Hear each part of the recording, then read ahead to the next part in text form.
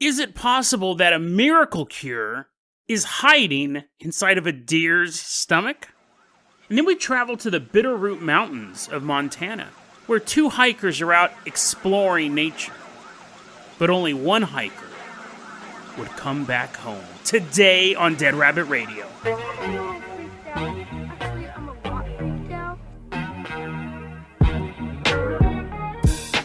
Hey everyone, welcome back to another episode of Dead Rabbit Radio. I'm your host, Jason Carpenter. I'm having a great day. I hope you guys are having a great day too. I hope you guys are having lots of fun. And I hope you guys have some cool plans for the weekend. We got a ton of stuff to cover. So first off, let's go ahead and invite in one of our live stream show supporters. This is someone who donated money during the Thanksgiving live stream of 2020. It's Ira Onock. Everyone give a round of applause to Ira. Ira's dancing into Dead Rabbit Command. Ira, you're going to be our captain, our pilot this episode. If you guys can't support the Patreon or the live streams or anything like that, that's fine too. Just help spread the word about the show. Really helps out a lot. And as I have Ira polishing up the Jason Jalopy, they're like, dang it, I didn't know this was part of the job. It is today. As Ira's polishing up the Jason Jalopy for our first journey, I want to give a little update. Last week, I mentioned that I may soon be in the possession of a piece of the Balloon Boy balloon. I always have to keep adding that last part. I always take this long pause, and it makes it sound like I'm actually going to have a piece of Falcon Heaney. I got in touch with Squeeze God, a longtime listener of the show. They now have my P.O. Box, which is also in the show notes if you do want to send me stuff. But soon, in a couple weeks, no rush. But soon I will have a piece of the Balloon Boy. I see there's always this long pause there. I'm afraid now someone's going to send me a finger and it'll be like, I have the rest of Falcon in my garage. But thank you, Squeeze God. Thank you for everyone who can support the show financially or with gifts. And if you can't do that, just spread the word about the show. It really helps out a lot. And Fan Art Friday.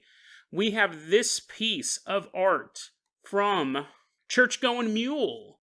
It is a reference to my episode, The Not Deer, where I said deer were as harmless as gerbils. And this is this amazing watercolor painting of a deer, the gerbil of the woods. So thank you so much, Church-Going Mule. Really appreciate that. Ira, we got the card detailed perfect. It looks better than it ever has. Ira, I'm going to go ahead and toss you the keys. It's too nice to drive. I'm going to go ahead and toss you the keys to the Dead Rabbit dirigible. We are now leaving behind Dead Rabbit Command. We are headed on out to Louisiana. Ira's perfectly piloting this Dead Rabbit dirigible. Specifically, we're going to South Vacherie, Louisiana.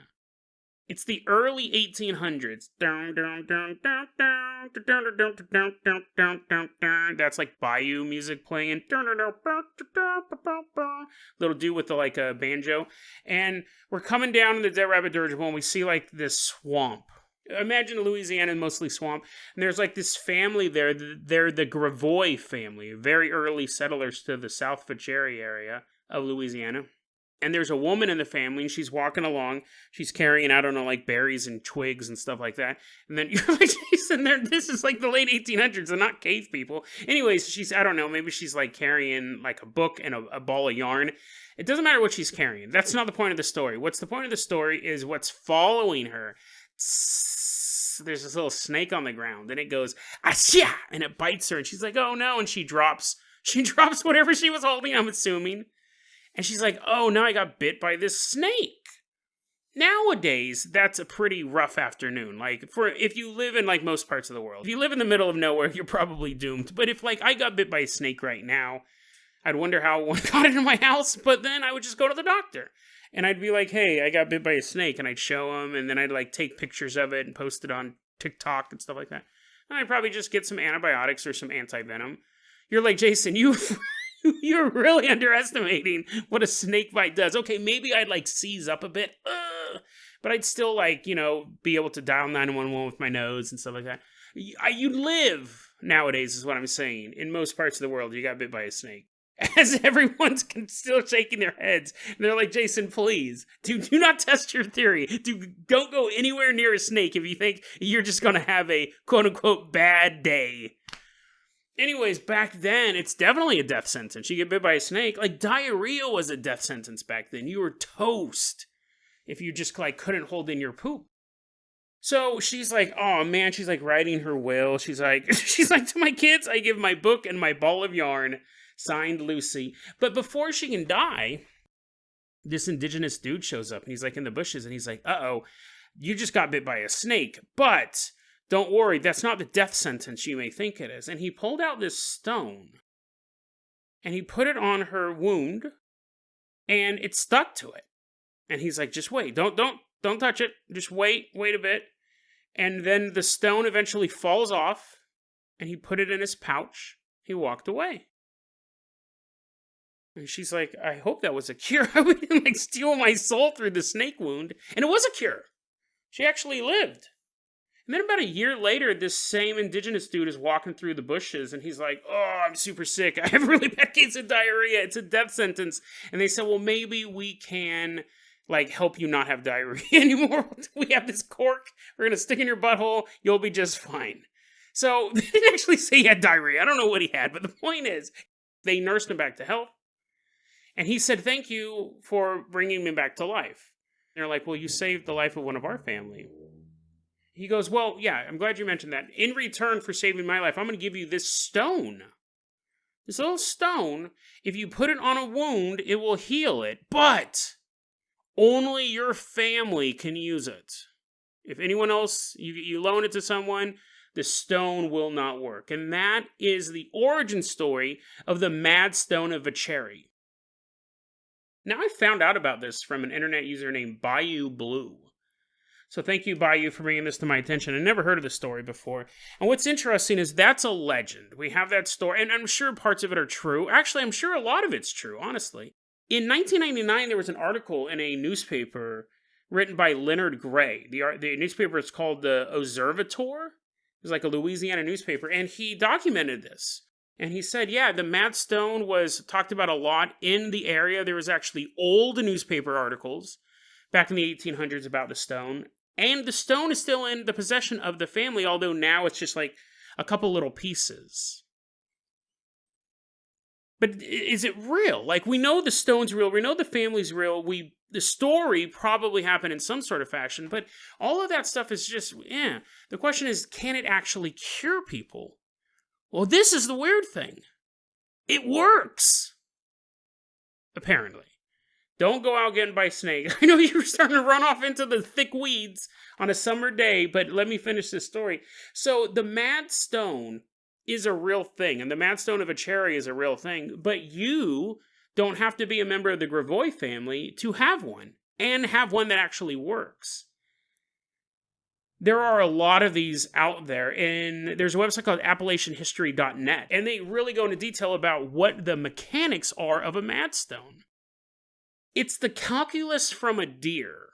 So when deer, this happens, I guess, in animals that eat a lot of grass, they can get this mineral created in their stomach. So they're inside the stomachs of deers from when they're eating the grass, and they say, this Appalachian.net goes into this whole legend, if you can get one from an albino deer, those are actually the most powerful. Those work the best. But any deer that has one of these, it will do in a pinch. You want like the most powerful one, and that's probably where the Mad Stone of Vacherie came from. But if you happen to shoot a deer, and you cut his stomach open, you find one of these rocks, save it. And the recipe goes like this. This is interesting because it's left out of the legend, but this is how you would use one of these today. And the weirdest thing is, apparently, these actually work. You take this Mad Stone, and you boil it in sweet milk. And then while it's still hot, you apply it to the wound. So a snake bite, any sort of toxin, actually, this will work. But they keep talking about snake bites, and it apparently works if you have rabies. You take, you're like, this is where the dog bit me. It's all this festering wound. You're missing half your calf, and they're like, we're going to need a bigger stone, guys. But you take the stone, you boil it in the sweet milk while it's still hot, you put it on the wound, and it'll actually stick to the wound, and then eventually it'll fall off. And then you take the Mad Stone, you put it back in the boiling sweet milk, and the sweet milk will turn green. You take the stone out of the green milk, attach it back to the wound, and you let it sit there until it falls off. And you continue this over and over and over again until it can no longer stick to you. So eventually you'll just put it on and it won't stick at all. And you're like, Jason, how could this possibly be real? How could this has to just be some local legend?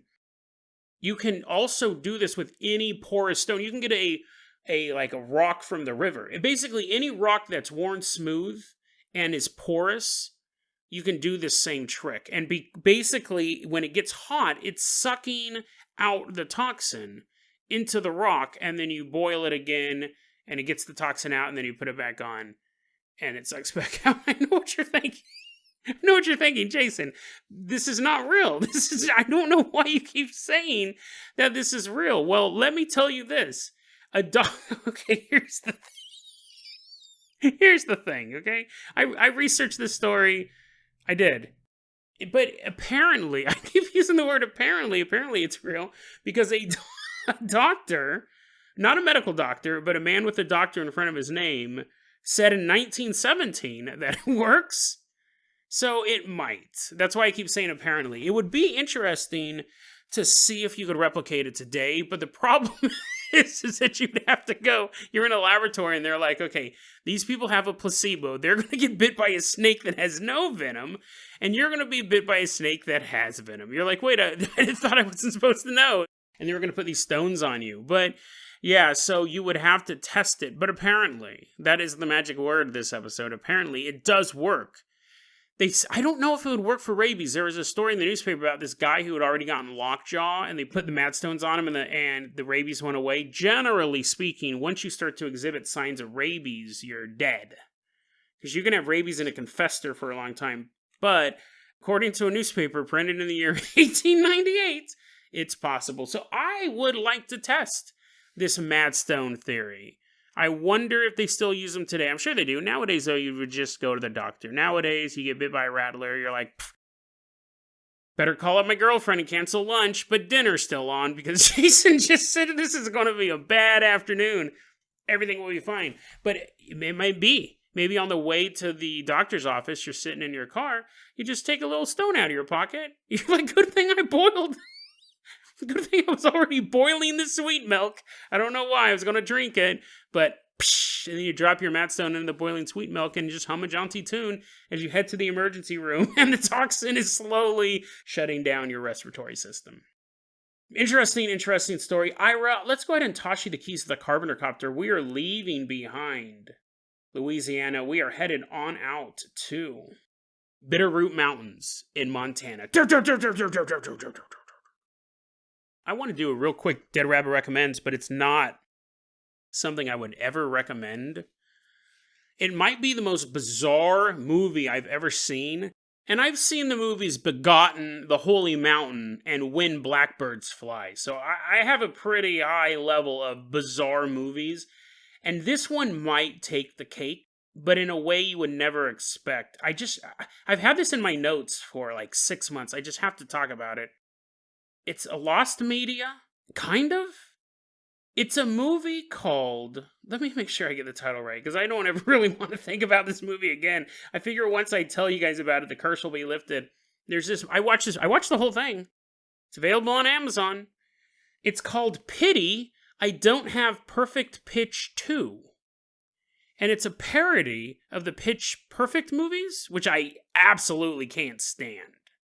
Can't stand those movies. Sorry if I just lost 9 loyal listeners. I'm sorry, the Nymphettes or whatever the name were. Well, what were they called? Like the Silhouettes or something like that? I don't know. I don't think they were called the Nymphettes, but Pity I Don't Have Perfect Pitch 2 is a parody. It's like a airplane type movie. It's a parody of those movies. And it's about the singing cats versus the Harmadogs.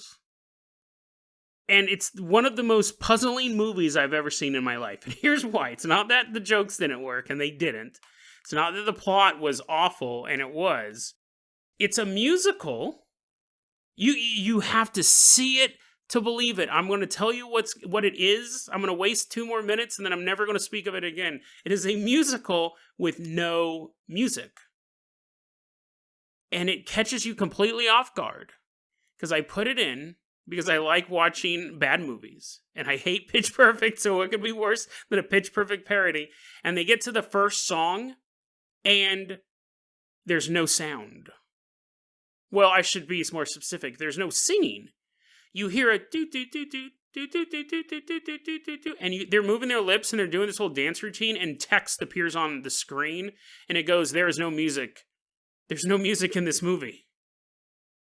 And you're just watching them dance, and then the movie starts back up, and the audio's back, and you're like, what? And then they get to the next musical number.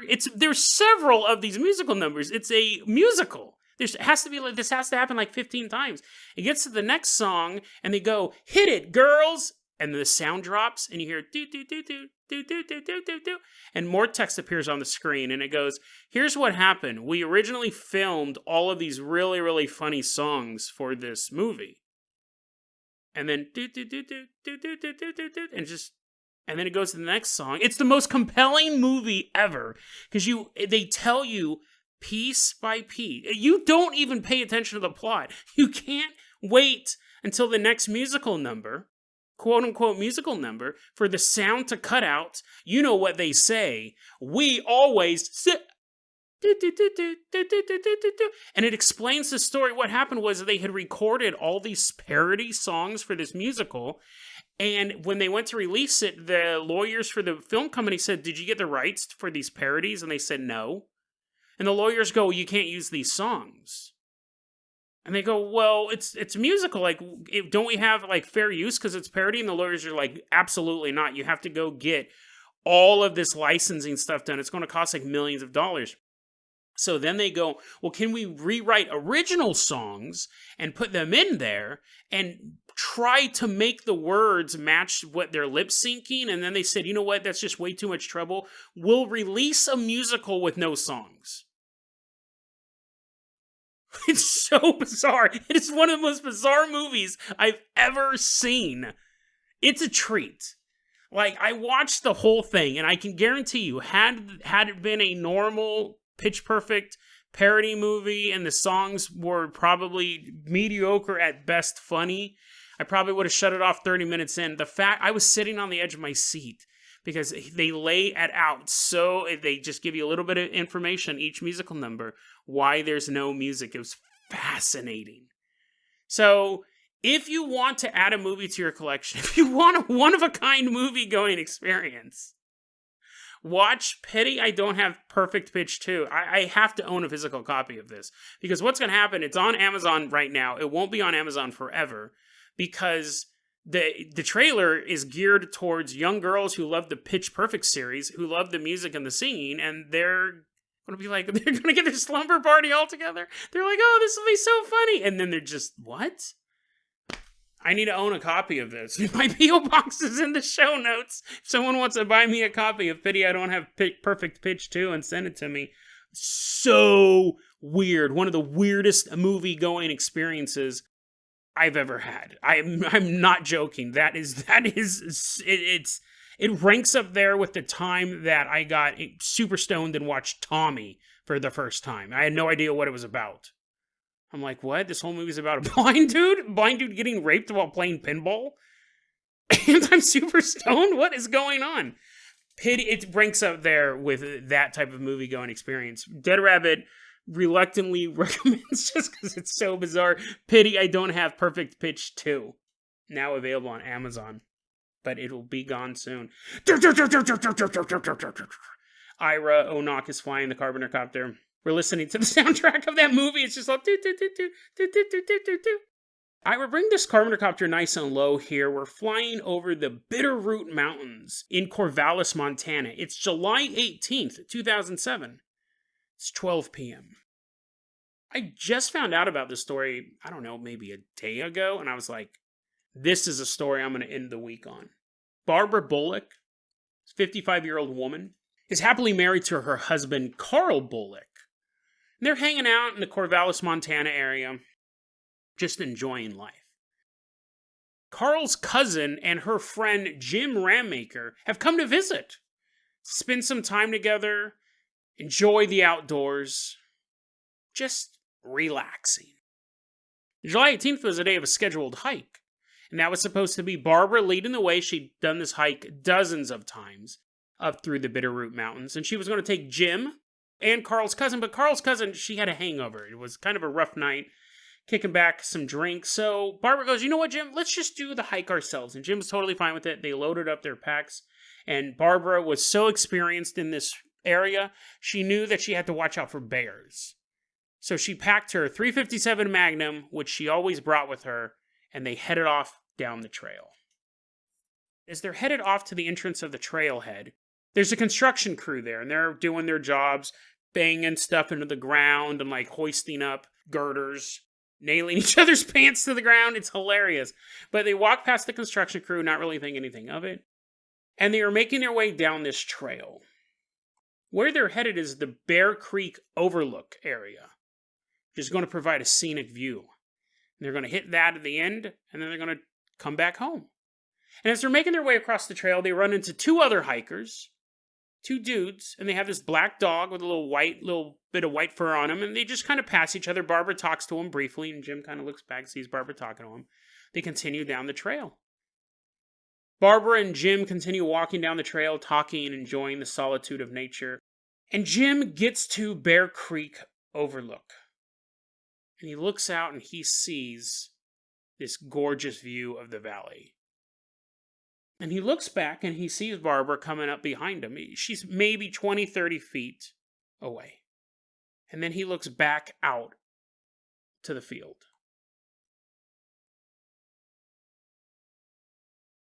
One minute later, he looks back, and the trail is empty. 1 minute passes, and he looks back down the trail. Barbara is gone. Now, Jim's all alone here. This is unfamiliar territory for him. But it's a trail. It's listed, when you look at the hiking trail guide for the area, it's listed as a moderately hard trail to walk. So a normal human could do this trail. And he's kind of looking around. He doesn't see Barbara. He knows this is the end of the path. And he thinks maybe she must have gone back. I mean, she was 30 feet behind me 60 seconds ago. Maybe she must have just turned around. But he takes a second and he looks, and there's no sign of her in his immediate vicinity. He begins walking back down the trail and he notices something. The path is made of loose shale. So every footstep makes a lot of noise as the rocks clickety-clack against each other. And he realizes something. In that minute-long period, he just stopped hearing the noise of Barbara walking. She must have turned around and started going the opposite direction. She must be right around this bend. He continues down the trail, and he keeps expecting to see her every time he makes a turn. He has a whistle, like a safety whistle. He begins blowing it, shouting her name, no response. He walks all the way down the trail without a sign of her. But he's thinking she must be just a little bit ahead of me. She must be a little bit ahead of me. She might be at the car. She must be at the car. He gets all the way down the trail. He gets to where the construction workers are. And he goes, hey, this is going to sound super weird, but did you see a woman come out of the forest? The construction workers kind of talk amongst each other because they can tell this guy's agitated at this point. He's walked this whole trail and he has not found Barbara. And they say the only people we've seen come out of that trail in a while were two dudes and their dog. And they walked over and they got in this white van. It's kind of like this white truck vehicle. He drove away. And he's like, you did not see a woman walk out. And they're like, no, absolutely not. Now, at this point, panic is completely set in. And I'm sure that we've all had that experience where we've been lost or we've lost somebody. You're like walking around the store and like one of your siblings that you're supposed to be taking care of wanders off while you're playing Street Fighter 2 at the arcade, and then you start to get that panicky feeling. But you keep thinking they're right around the corner. They're right around the Dig Dug machine. They're hiding behind Dragon's Lair. They're somewhere. They got sucked into the Tron world. And you find them. But now he's gotten to this point where she's nowhere. They're at the parking lot. She's not in the car. So he uses one of the construction workers' cell phones to call authorities. And the authorities come out and they ask him what happened. He goes, you guys are not going to believe this. I can guarantee you will not believe this. She was 30 feet behind me. She disappeared. They go, how long were you looking ahead? How long were you really not aware what was going on? And the estimates range anywhere from 45 seconds to 2 minutes at most. Most accounts say about a minute, but I've seen some people say it was shorter and some people say it was a minute longer. But still not enough for somebody to simply slink out of existence. The authorities call up her husband. They call up Carl. And the authorities seem to just be like, because it's the park rangers involved. They're the ones actually investigating this at this time. The park rangers are like, listen, we're going to find her. Don't worry, but maybe you might want to come down here. So, she might be shaken up and stuff like that. And he goes down there and he tells them she knows this trail. She might have, I don't know what happened, but she's been on this trail dozens of times. She's such an experienced hiker. If she did happen to get lost somehow, she has supplies. She has a gun to protect herself, because they start asking, do you think a bear could have gotten her?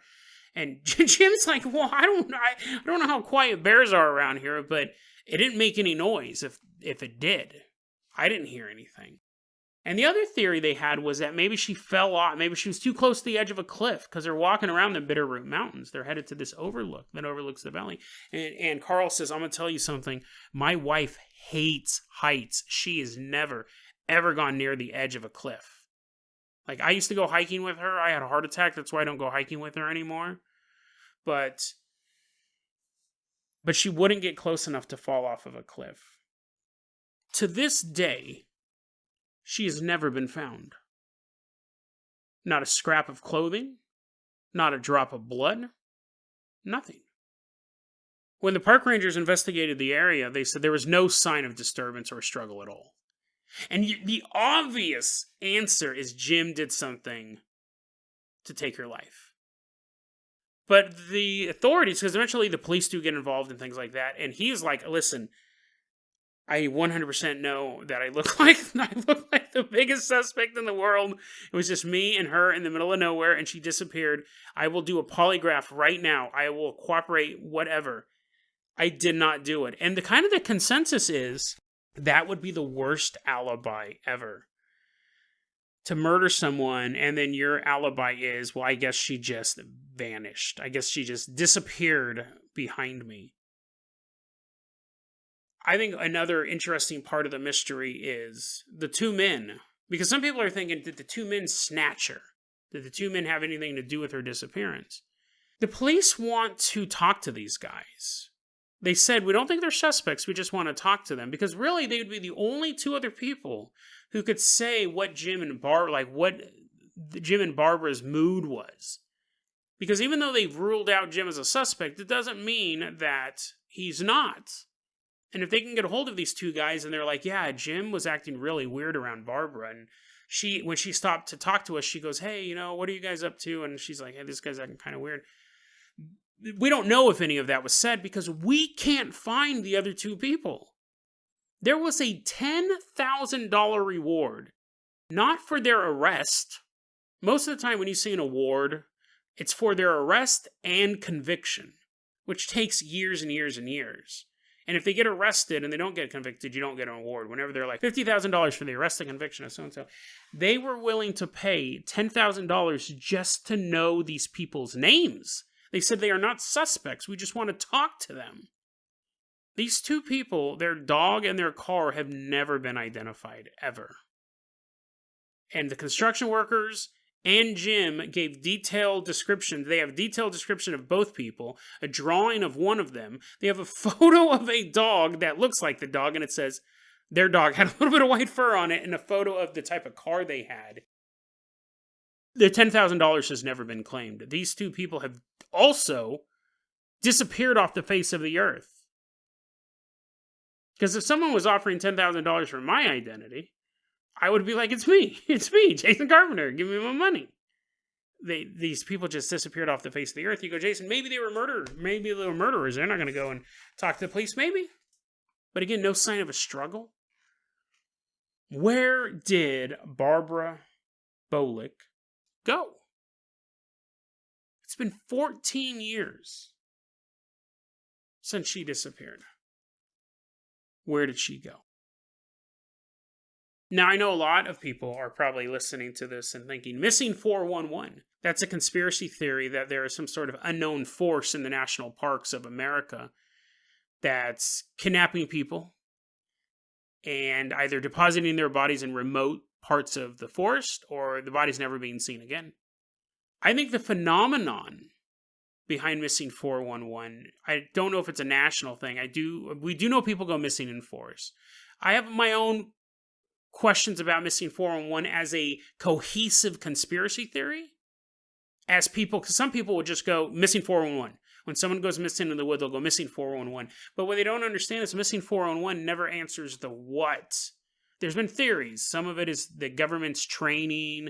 There are people in camouflage suits. I've heard that theory bandied around, and that doesn't explain why they're depositing toddlers on the tops of cliffs where some kid's been found. Sometimes it's Bigfoot. David Paulides, his original theory was that it was Bigfoot, and as missing 411 got more popular, he kind of pushed that to the side. Now it's just some sort of force, but I don't know if I buy it as a whole, like every missing person in the woods is missing 411. That's just that's like saying every possible alien story, it's Greys, all the way down, it's Greys. And I think you lose a bit of the nuance to it. But a missing 411 type phenomenon, falling into another dimension, walking through some sort of unseen portal, that wouldn't cause a disturbance. It would be silent. Some sort of unknown cryptid in the area. There were calls to the police when the police were asking for help from the community. People were talking about a phantom mountain man. They believed that a phantom mountain man in the area got her. I couldn't find any other reference to this. That was kind of an aside in a true crime article. They weren't really talking about any sort of paranormal angle. And I don't know if that meant a literal phantom, like a ghost mountain man, or just a mountain man that's a human that's been hunting the Bitterroot Mountains all this time and can move silently. Couldn't find it. That's an interesting theory, but I couldn't find anything else on that. There were some locals saying that was true. But I wanted to end this story with this.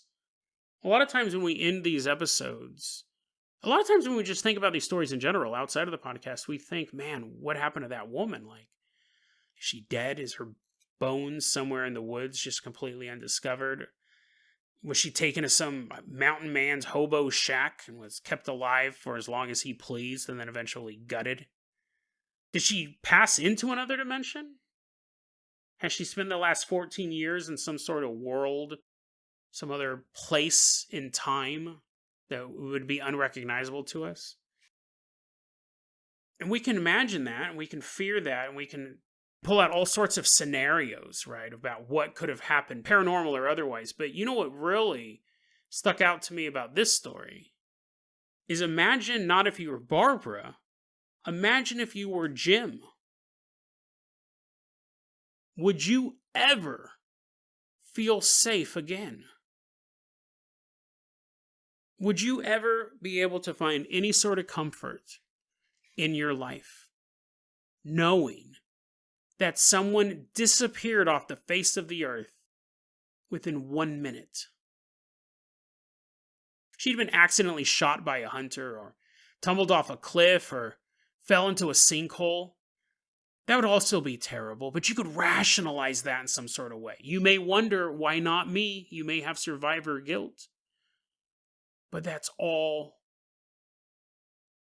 realistic. That's all just bad luck.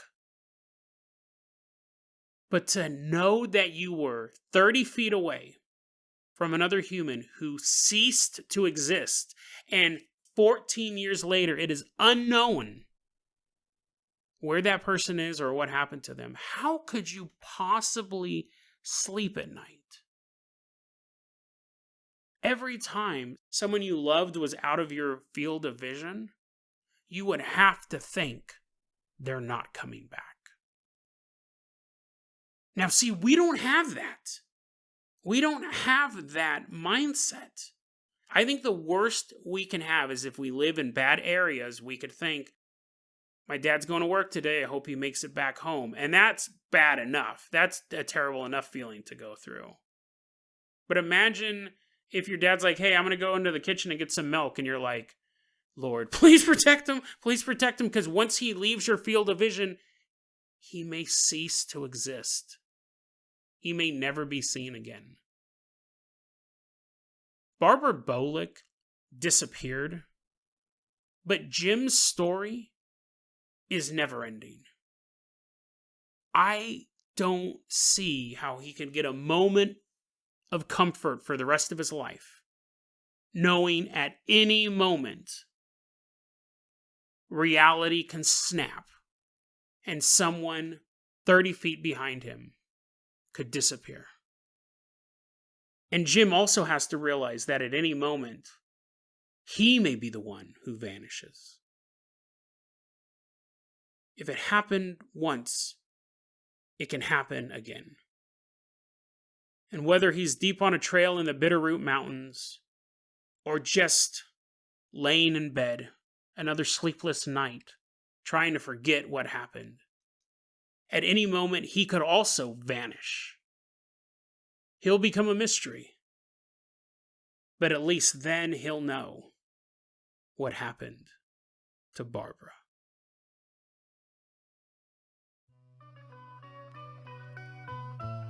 DeadRabbitRadio@gmail.com is going to be our email address. You can also hit us up at Facebook.com/DeadRabbitRadio. TikTok is at DeadRabbitRadio. Dead Rabbit Radio is the daily paranormal, conspiracy, and true crime podcast. You don't have to listen to it every day, but I'm glad you listened to it today. Have a great weekend, guys.